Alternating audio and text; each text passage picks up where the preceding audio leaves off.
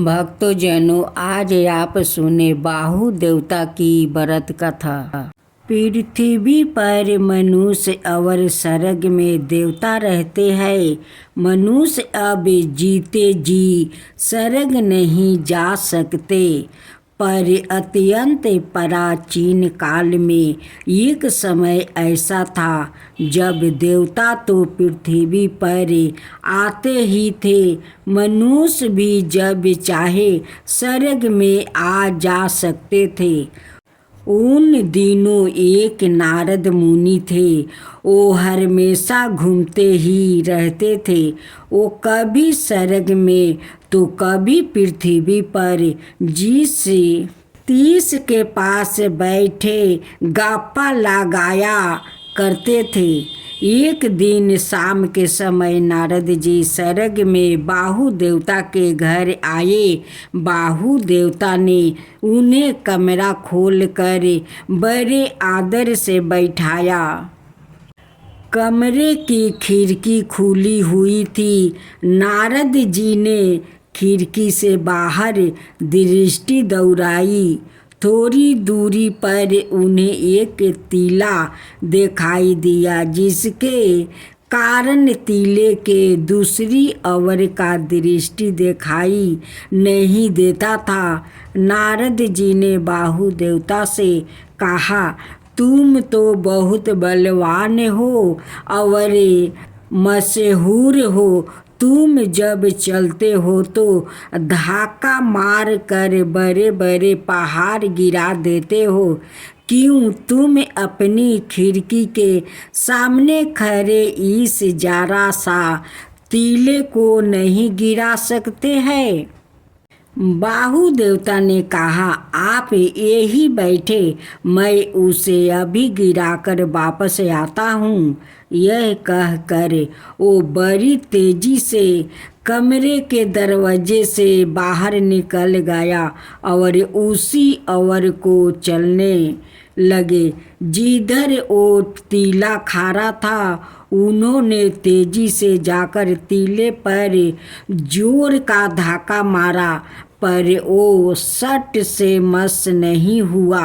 बाहु देवता उस पर बार बार धक्का मारने लगे, किंतु टीले पर कोई असर नहीं हुआ।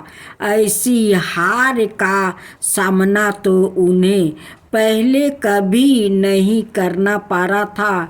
उन्हें सिर से पैर तक पसीना आ गया। नारद जी यह सब खिड़की में से देखे रहा, मन ही मन हंस रहे थे।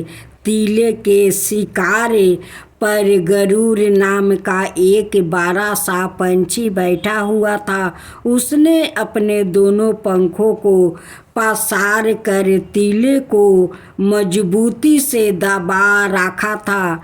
नारद जी ने चिल्लाकर बाहु देवता से कहा, अरे ठहरो, तुम्हारा बार बार टीले को धक्का देना बेकार है। उस पंछी को देखो, वो जब तक अपने पंखों की दबा को टीला ना करे, तुम उस टीले को नहीं गिरा सकते।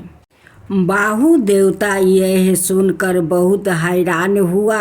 एक जरा सा पंछी भी मुझसे कहीं अधिक बलवान है। इसे वो किसी तरह मनाने को तैयार नहीं थे। वो गरुड़ पंछी को आंखें गड़ा कर देखने लगे और चुपचाप खड़े हो गए। पंछी ने सोचा, बाहु देवता का वेग कुछ शांत हो गया है, इसलिए उसने वहाँ से उड़ चलने के लिए अपने पंखों की दबा कुछ ढीली की। उसी समय बाहु देवता ने एक दम आगे बढ़कर टीले पर जोर का धक्का मारा। टीला बीच से आधा टूट गया। उसका ऊपर का आधा हिस्सा उड़ते उड़ते बहुत दूर जाकर सागर में गिर पड़ा। वहाँ आधा हिस्सा भी इतना बड़ा था कि सागर में गिर कर पूरा डूब नहीं पाया। उसका कुछ हिस्सा सागर की सतह से ऊपर उठा रहा था। लोगों का कहना है कि भारत के दक्षिण में लंका नाम का जो द्वीप है वो उसी टीले का हिस्सा है जो पूरा डूब नहीं पाया था। एक बांदर का और कारीगरों का खूब सुंदर का था। एक वन में बहुत सा बांदर रहा करते थे। इन बांदरों में से एक बांदर बड़ा नटखट था। वो सारे दिन वन में तरह तरह के उत्पात मचाया किया करता था। पंछियों का घोंसला उजाड़ देता तो कभी वृक्षों को हिलाकर उनके फल गिरा देता और चलते हुए मुसाफिरों का तंग करता। यह उसके रोज का आदत था। नटखट बांदर के कारण सभी परेशान थे। कुछ मुसाफिर बंदरों से परेशान आकर उसे पकड़ने की कोशिश भी की, परंतु बांदर बड़ा चालाक था। वो किसी तरह किसी का हाथ नहीं आता था।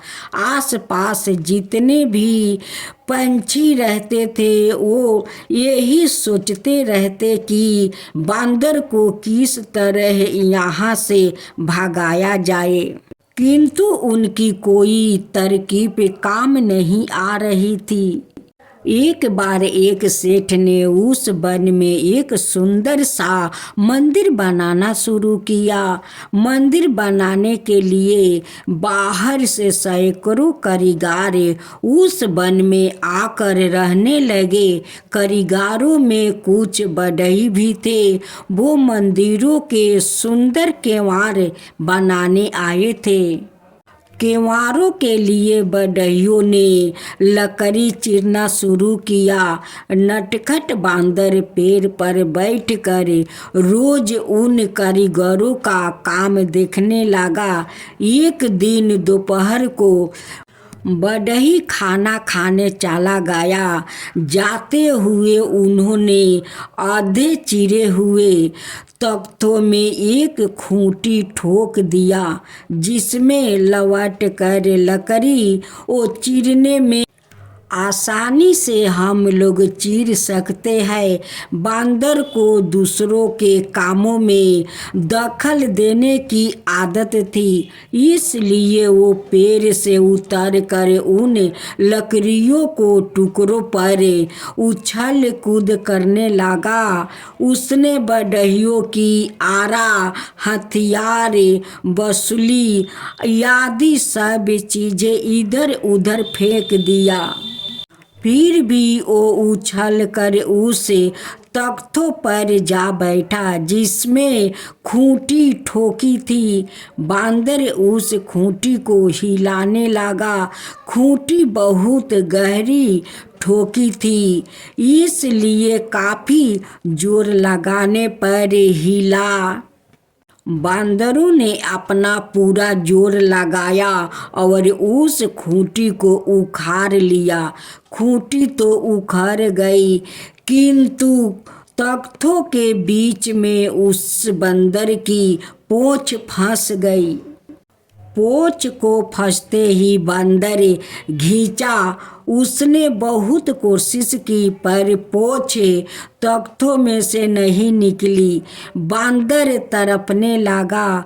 थोड़ी देर बाद बढ़ई लौटे तो उन्होंने उस नटखट बांदरों को चीखते हुए देखा। बढ़ई बांदर को देखकर बड़े खुश हुए। उन्होंने बांदर को खूब जी भर के पीटा और बांदर से कहा, बिना सोचे समझे जो दूसरों को काम में दखल देते हैं उनका यही हालत होता है। बंदर अपनी बेवकूफ़ी पर पछता रहा था। बंदर हाथ जोड़कर कहता है, कारीगरों भाई, अपना भूल पर मैं बहुत पछता रहा हूँ। आप लोग इस नटखट बंदर को क्षमा कर देना। कारीगरों कहता है कि देखो बंदर, किसी को काम में दखल अंदाजी नहीं करना चाहिए, खुद बाद में पछताना पड़ता है। हाँ कारीगरों भाई, अब हमारा भूल पर बहुत पछतावा हो रहा है। अब ऐसा कभी हम भूल नहीं करेंगे। आज अपना साथियों को मैं एहसास दिलाऊंगा कि कभी किसी को काम में दखल अंदाजी नहीं करना चाहिए, उसका परिणाम बहुत बुरा होता है। एक धोबी और गाधा एक कुत्ता का खूब सुंदर कथा। एक नगर में एक धोबी रहता था। उसके पास एक कुत्ता और एक गाधा था। कुत्ता धोबी के घर की रखवाली करता था और गाधा धोबी का कपड़े धोआ करता था। धोबी दोनों को समय से खाना दे देता था। गाधा कुत्तों को देखकर बहुत जलता था। वो मन में सोचा करता था कि ये कुत्ता बड़े आराम से खाना खाता है और मैं दिन रात मेहनत करके भी अपना पेट नहीं भर पाता हूँ। इससे तो यह अच्छा है कि धोबी के घर से भाग जाऊं। बेकार इतनी मेहनत यहाँ करनी पड़ती है। ऐसा सोचकर एक दिन गाधा धोबी के घर से भाग गया। परंतु गाधा जिस खेत में घुसता है उसी में उस पर मार पड़ती है। कोई भी उसे अपने खेत में नहीं चरने देता है। गाधा आराम से खाना चाहता था। एक दिन गधे को रास्ते में एक मरे हुए शेर की खाल मिल गई। गाधा बड़ा खुश हुआ। उसने उस खाल को ओढ़ लिया और खेतों की तरफ चल दिया। खेत का रखवालों ने गधों को नहीं पहचाना। वो उसे शेर समझने लगे और डर कर भागने लगे। गाधा मस्त होकर खेतों में चरने लगा। गाधा अपनी चालाकी पर बड़ा परेशान हो रहा था। अब उसे काम कुछ नहीं करना पड़ता था और खाना मुफ्त का मिल जाता है। दिन पर दिन वो मोटा होने लगा। एक दिन रात को गाधा एक खेत पर चर रहा था। पास में बस्ती थी। बस्ती में से किसी गधे ने रेंगना शुरू किया है। गाधा मस्त हो गया। उसके मन में भी रेंगने की आई। पेट भर चुका था। सुहानी रात थी। उसने ना रहा गया। वो बड़े जोर से रेंगने लगा और कुछ देर बाद उछलने कूदने लगा। गधे की आवाज़ सुनकर खेत के रखवालों चौके वो सब चुपके से खेत में घुस आए और असलियत का पता लगाने लगे। गधे को कुछ पता ना था। वो तो मस्त होकर नाच रहा था। उसके शरीर से शेर की खाल उतारी गई थी। गाधा साफ नजर आ रहा था। खेत के रखवालों ने गधे को पीटना शुरू किया और इतना पीटा कि उसके हाथ पैर टूट गया। आधे मरे गधे को छोड़कर वो चला गया। कुछ देर बाद जब गधा को होश आया तब वो अपनी भूल पर पछताने लगा। गाधा लंगड़ाता हुआ धोबी का घर पहुंचा। धोबी का कुत्ता बाहर बैठा था। गधे को देखकर पूछा, कहो भाई, यह हालत तुम्हारी कैसे हो गई है? गाधा ने सारा हाल सुना दिया। कुत्ता बोला, शेर की खाल शेर का खाल पहनने से ही कोई शेर नहीं बन सकता है। शेर बनने के लिए हिम्मत, बहादुरी और उसका साहस बल होना चाहिए। मित्रा, कभी किसी को धोखा नहीं देना चाहिए। जो परिश्रम करके खाता है वही इस संसार में सुखी होता है। यदि तुम मेहनत से अपना काम करते रहो तो आज तुम्हारा यह हाल नहीं होता। तुम भी मेरी तरह सुखी होते। गधे ने कहा, हाँ भाई, अब मैं यह समझ गया हूँ। आज से मैं मेहनत करके ही खाऊंगा। एक वन में बहुत सा बंदर रहा करते थे। इन बंदरों में एक बंदर बड़ा नटखट था। वो सारे दिन वन में तरह तरह के उपद्रव किया करता था। पंछियों का घोंसला उजाड़ देना, वृक्षों को हिलाकर उनके फल गिरा देना और चलते हुए मुसाफिर को तंग करना, यह उसका रोज का आदत था।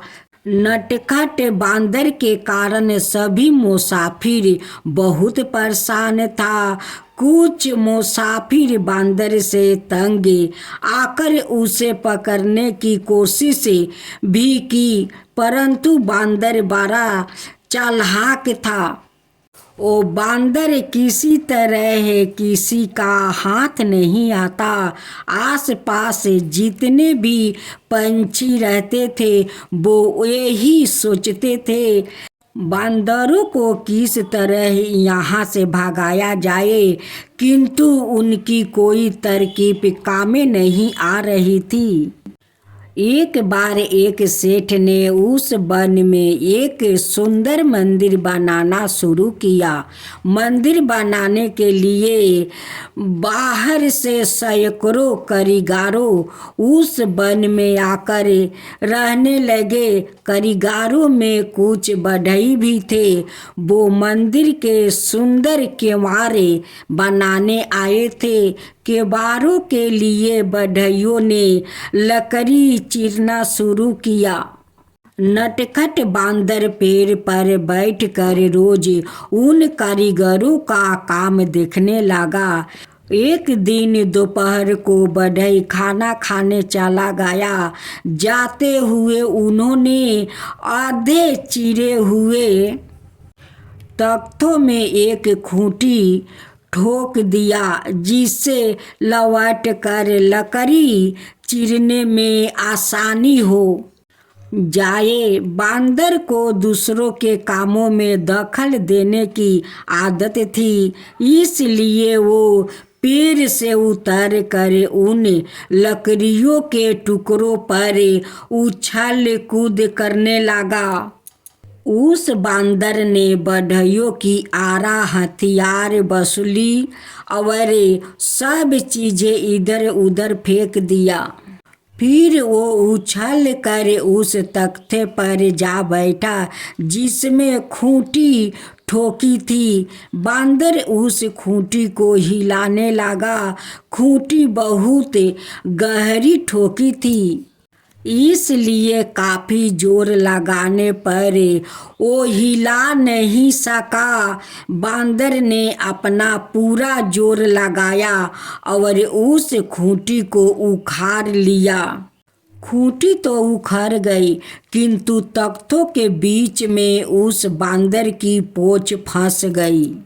पूंछों के फंसते ही बांदर चीखने लगा। उसने बहुत कोशिश की पर पोछे तख्तों में से नहीं निकली। बांदर तड़पने लगा। थोड़ी देर बाद बढ़ई लौटे तो उन्होंने उस नटखट बांदर को खींचते हुए देखा। बढ़ई बांदर को देखकर बड़े खुश हुआ। उन्होंने बांदर को खूब जी भर के पीटा और बांदर से कहा, बिना सोचे समझे जो दूसरों को काम में दखल देते हैं उनका यही हालत होता है। बांदर अपनी बेवकूफ़ी पर पछता रहा था। बांदर हाथ जोड़ कर उस कारीगरों को कहने लगा कि हे कारीगरों, मुझे क्षमा कर दो, मैं अपना भूल पर बहुत पछता रहा हूँ। कारीगर बोला, देखो नटखट बांदर, किसी को काम में दखल अंदाजी नहीं करना चाहिए। जो करता है वो बाद में पछताता है। जीउत भगवान की जय हो, जीउत भगवान की जय हो। आज आप सुने जीउत भगवान की और ब्राह्मण ब्राह्मणी की दुख भरी कथा। एक गांव में एक ब्राह्मण और ब्राह्मणी रहा करते थे। उनकी छोटे छोटे 5 बेटा था। पांचों बेटा को ब्राह्मण ने 5 पांडु कहकर बुलाते थे। ब्राह्मण देव अपना बच्चा के लिए दूर दूर दक्षिणा मांगने जाते थे। उनकी पैर में इतना बारा बारा छाला पड़ जाते, फिर भी वो दान दक्षिणा मांगना नहीं छोड़ते। ब्राह्मण देव बहुत स्वाभिमान थे। वो चाहते थे कि मेरा बच्चा को अच्छा से पोषण पालन हो और वो बड़ा होकर अच्छा आदमी बने। इसलिए ब्राह्मण देव दूर दूर तक दक्षिणा मांगने जा रहे थे। जब ब्राह्मण देव शाम को अपना घर लौटे आते हैं, उनकी पत्नी देखती है कि उनकी पैर में तो बहुत बड़ा ठोसा पड़ गया है। वो हल्दी का लेप बनाकर उनकी पैर में लगा देती है कि थोड़ा आराम मिल जाए। एक दिन ब्राह्मणी अपना पति को तकलीफ देखकर कहती है कि स्वामी, मैं भी गांव में जाकर कुछ दक्षिणा मांग लेती हूँ। दोनों आदमी का दक्षिणा मिलाकर कुछ ज़्यादा हो जाएगा तो हम लोग के अच्छे से गुजारा हो जाएगा। ये बात सुनकर ब्राह्मण देव गुस्से हो जाते हैं। कहते हैं कि 5 पांडु के माँ, क्या मैं दक्षिणा जो मांग कर ले आता हूँ तो उसमें तुम्हारा संतोष नहीं है? कहती है कि नहीं स्वामी, ऐसा बात नहीं है। आप देखिए, अपना पैर की अवस्था देखिए, कितना हालत खराब हो गया है। एक दिन ब्राह्मण देव अपना ब्राह्मणी से कहते हैं कि 5 पांडु के माँ, चलो हम लोग गंगा स्नान कर आते हैं। कुआर महीना का दिन था, जीउत भगवान का व्रत आ गया था। ब्राह्मणी कहती है कि ठीक है स्वामी, आप चलिए, मैं भी जरूर चलूँगी स्नान करने। ब्राह्मण ब्राह्मणी अपना 5 बेटा को साथ लेकर वो गंगा स्नान करने जाते हैं। रास्ते में जीउत भगवान एक बूढ़ा का रूप धारण करते हुए बैठे हैं। उनकी शरीर का चमड़ा झूला हुआ था, मुख में माछी भन भना रहा था, उनकी सारे शरीर से गंध निकल रहा था। जितना लोग रास्ते में आते जाते वो सब से बूढ़ा बाबा पानी मांगते हैं कि बेटा थोड़ा पानी पिला दे, बेटी थोड़ा पानी पिला दे, लेकिन उनकी शरीर देखकर कोई उनकी पास नहीं जाता है। जितना लोग उस रास्ते से गुजर रहे थे, उनकी गंध के मारे अपना नाक पर कपड़ा राख कर लोग उस रास्ते से जाते और कहते कि इस बूढ़ा को और कहीं जगह नहीं मिला कि बीच रास्ते में बैठा है, इनकी शरीर से कितना बदबू निकल रहा है। ब्राह्मण और ब्राह्मणी दोनों वही रास्ता से जा रहे थे। वो देखते हैं कि एक बूढ़ा बीच रास्ते में बैठा है। वहाँ पर ब्राह्मण देव जाते हैं। उनसे बाबा कहते हैं कि बेटा थोड़ा मुझे पानी पिला दे, मुझे बहुत जोर का प्यास लगा है, थोड़ा सा मुझे पानी पिला दे। ब्राह्मण देव कहते हैं कि बाबा ठीक है, आप बैठिए, मैं आपके लिए मैं नदी से पानी लेकर आता हूँ। ब्राह्मण देव एक छोटा मिट्टी का कलश लिए हुए थे। उसी कलश में पानी भर कर लाते हैं। अब बूढ़ा बाबा को एक छाया में ले जाकर बैठा देते हैं और कहते हैं कि बाबा मैं थोड़ा सा सतुआ लाया हूँ, आप थोड़ा सतुआ खा लीजिए। आप खाली खाली पानी कैसे पिएंगे, आप थोड़ा सतुआ खा लीजिए, पानी पी लीजिए कि आपका शरीर को थोड़ा आनंद मिले। भेष रूपी जीवित भगवान सतुआ खाकर तो बहुत आनंद हो गए और उस ब्राह्मण को बहुत बहुत आशीर्वाद देने लगे कि जाओ, जैसे तुम मुझे पेट भरा, मुझे पानी पिलाकर मुझे शांत किया, वैसे ही भगवान तुम्हें भला करे, तुम्हारा कुछ का कभी दुख ना हो, तुम्हारा बच्चे परिवार बने रहे, भगवान करे कि तुम्हारा परिवार में कुछ दुख तकलीफ ना हो और तुम्हारा बच्चा को खाने पीने को तकलीफ ना हो। ब्राह्मण देव कहते हैं कि बाबा हम लोग तो गंगा स्नान करने जाते हैं। भेष रूपी जीवित भगवान कहते हैं कि हाँ बेटा, गंगा स्नान करना तो बहुत अच्छा बात है, गंगा स्नान करना चाहिए। 2 दिन के बाद तो जीवित भगवान का व्रत भी आता है। बहुत सारे जीवित भगवान का भक्त लोग हैं कि जो जीवित भगवान का व्रत करते हैं और गंगा स्नान भी करते हैं, उनकी गाथा सुनते हैं। ब्राह्मण देव कहते हैं कि बाबा मेरी ब्राह्मणी तो अपना बच्चों के लिए जीवित भगवान का व्रत करती है। बाबा कहते हैं कि बेटा अब अपना परिवार के साथ तुम लोग गंगा स्नान करने जाओ, मैं अपना स्थान पर जा रहा हूँ। ब्राह्मण ब्राह्मणी गंगा स्नान करने चले गए। वहाँ बहुत श्रद्धा भक्ति से गंगा स्नान किया, सूर्य भगवान को जल दिया और वहाँ से सब परिवार लौट कर घर आते हैं। ब्राह्मण देव अपना घर देखकर बहुत आश्चर्य में पड़ गए कि हमारा टूटा फाटा घर इतना सुंदर घर कैसे हो गया, इस घर के अंदर तो इतना सारा सोना दाना भरे हुए है, इतना धन आया तो आया कहाँ से। लोग झूठ नहीं कहते हैं, भगवान सभी को नहीं मिलते हैं और सभी को घर में नहीं जाते हैं। भगवान तो उसी के घर में जाता है जिसका दिल सच्चे हो, मन सच्चे हो, उनकी आत्मा सच्चे हो, उन्हीं के घर में तो जाते हैं। इतना सारे लोग रास्ते में आते जाते हैं लेकिन भगवान को कोई नहीं पहचान पाए, उनकी पास कोई नहीं गया, नहीं कोई पानी पिलाया। जीवित भगवान का तो ब्राह्मण का घर जाना था, उसलिए तो जीवित भगवान ने अपना शरीर से इतना गंदगी फैलाया, इतना गंदगी कि उनकी पास कोई नहीं जा पाया। जीवित भगवान तो उस ब्राह्मण का दुख तकलीफ देखकर, उनकी श्रद्धा भक्ति देखकर उनकी घर में चले गए और घर को महल बना दिया, धन बहुत सारा उनकी घर में भर दिया। ब्राह्मणी जीवित भगवान का श्रद्धा भक्ति से व्रत करती है, गंगा स्नान करने जाती है, जीवित भगवान का गाथा सुनती है और कहती है कि हे जीवित भगवान, ये तो आपका कृपा है, आप तो मेरा घर में इतना धन दे दिया, इतना धन कि कभी हमारा धन शेष नहीं होगा, हमारा पति अब कभी भिक्षा मांगने नहीं जाएंगे।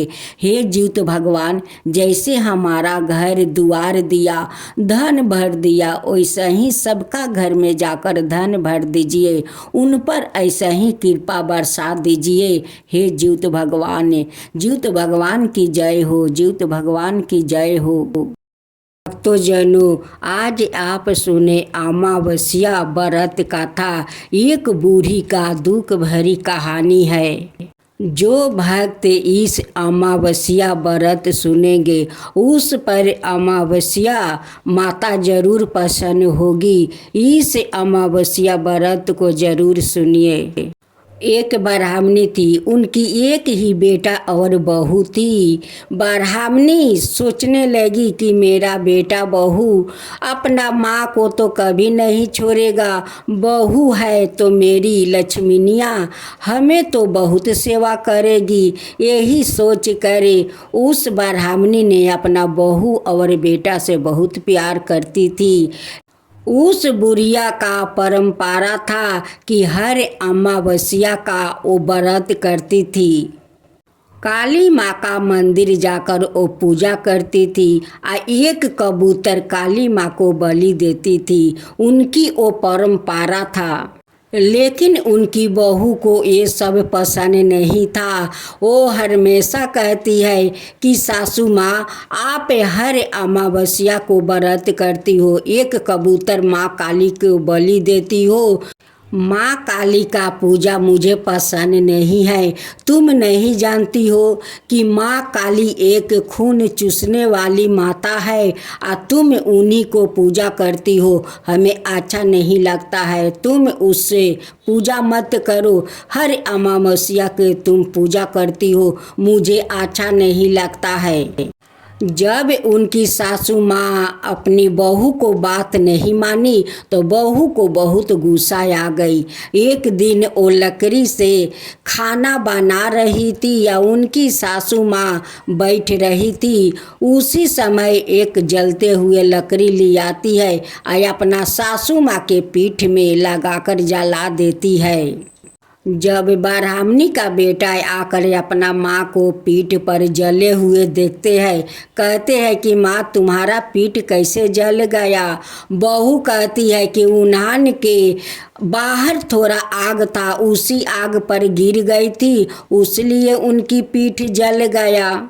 ब्राह्मणी का बेटा पत्नी को झूठे बातों को मान लिया और बोला कि माँ तुम यहाँ उन्हान के पास मत आना, देखो गिर कर तुम अपना क्या हालत बना ली हो। तब बूढ़ी माँ समझ गई कि मेरे बेटा बहू मुझसे प्यार नहीं करता है। ब्राह्मणी बिना बेटा के जनाए घर से निकल जाती है। माँ काली देखती है कि इस ब्राह्मणी को बहुत तकलीफ है, वो मेरी पूजा करती है, उसलिए इनकी बेटा बहू इनसे प्यार नहीं करते हैं। उसी दुखी के कारण इस बूढ़ी माँ घर छोड़कर निकल गई है। माँ काली साक्षात बूढ़ी माँ के सामने जाकर प्रकट हो जाती है। कहती है कि माता मेरे कारण आपको घर छोड़ना पड़ा है, ठीक है कोई बात नहीं है, आप चलो मैं आपको रहने के लिए जगह देती हूँ। उस झोपड़ी में ले जाती है और माँ काली उन्हें खाने पीने के लिए सब कुछ देती है। उस ब्राह्मणी झोपड़ी में रहकर भी अमावस्या का व्रत नहीं छोड़ी और नहीं काली माँ का पूजा छोड़ी। एक दिन ब्राह्मणी अपना दरवाजे पर बैठी हुई थी। अचानक एक जंगल से शेर आता है और कहता है कि आज तो मुझे बहुत जोर का भूख लगा है, मेरे लिए तो भोजन मिल गया, इस बुढ़िया को खाकर अपना पेट भर लूँगा। ब्राह्मणी इधर उधर भागने लगी, सभी गांव वालों को बुलाने लगी कि मुझे बचाओ मुझे बचाओ, लेकिन घर से कोई नहीं निकला। तब बुढ़िया माँ काली को याद किया और माँ काली दौड़ी आई और बुढ़िया को बचा लिया। माँ काली को देखते ही बाघ जंगल में लौट गया। जब ब्राह्मणी अपनी आँख खोली तो सामने साक्षात माँ काली को पाई। माँ काली को पैर पकड़कर रोने लगी कि माँ आज तो मुझे बाघ खा लेता, अपना भोजन मुझे बना लेता। माँ काली कहती है कि माँ आप मत डरो, काली के रहते हुए कोई जानवर आपका कुछ नहीं बिगाड़ सकता है। गांव वालों आकर कहते हैं कि आपको बाघ कैसे छोड़ दिया। तब ब्राह्मणी कहती है कि जो माँ का मैं पूजा करती हूँ, भला मुझे कोई नुकसान पहुँचा सकता है? मुझे कोई नहीं नुकसान पहुँचा सकता है। मुझे तो माँ काली साक्षात आकर मुझे बचा ली है। एक दिन ब्राह्मणी अमावस्या के दिन व्रत कर रही थी। उस दिन उपवास की थी। उसी समय एक उसी गांव का औरत आई। वो औरत बहुत गरीब थी। वहाँ पर बैठकर उनकी पूजा पाठ देखने लगी। जब उनकी पूजा समाप्त हो गई तब उस औरत उस ब्राह्मणी से पूछती है कि हे ब्राह्मणी माता, मुझे भी इस अमावस्या का व्रत का विधि विधान बताइए। मैं भी अमावस्या का व्रत करना चाहती हूँ। उनकी बात सुनकर ब्राह्मणी कहती है कि हाँ बेटी, तुम खुशी खुशी व्रत करो। देखो अमावस्या माता तुम्हारी जरूर दुख हर लेगी। देखो आज ये जो हमारा घर द्वार बाग बगीचा देख रही हो, ये सब अमावस्या माता की कृपा है। उन्हीं का कृपा से ये सब कुछ हुआ है। मेरा बेटा पतोह तो मुझे आज तक खोजने नहीं आया कि मेरी माँ मर गई या जिंदा है। आज तक खोजने नहीं आया। मैं तो यही सोचती रही कि मेरे बेटा बहू मुझसे बहुत सारा प्यार करेंगे, मुझे बहुत सेवा जतन करेंगे, लेकिन नहीं, मेरी बहू तो एक दिन लकड़ी जलते हुए उठाकर मेरी पीठ पर मार देती है। मेरा पीठ जल गया। उस दिन समझ गया कि मेरा बेटा बहू मुझसे प्यार नहीं करते हैं। उसलिए मैं घर छोड़कर चली आई। उसी दिन रास्ते में माँ काली मुझे दर्शन दिया। आज उन्हीं का कृपा से ये सब कुछ हुआ है। ब्राह्मणी उस औरत को सारे विधि विधान नियम बताती है। उस औरत अपना घर जाकर अमावस्या का दिन श्रद्धा पूर्वक वो भी व्रत पूजा करने लगी। उस औरत को श्रद्धा भक्ति देखकर अमावस्या माता उन पर प्रसन्न हो गई। उन्हें भी धन धन कर दिया, उन्हें भी दुख दूर कर दिया। अब तो उस औरत अमावस्या व्रत करने के परंपरा बना लिया। तब से उस गांव वालों अमावस्या माता को व्रत करने लगा। अमावस्या माता की जय हो, अमावस्या माता की जय हो।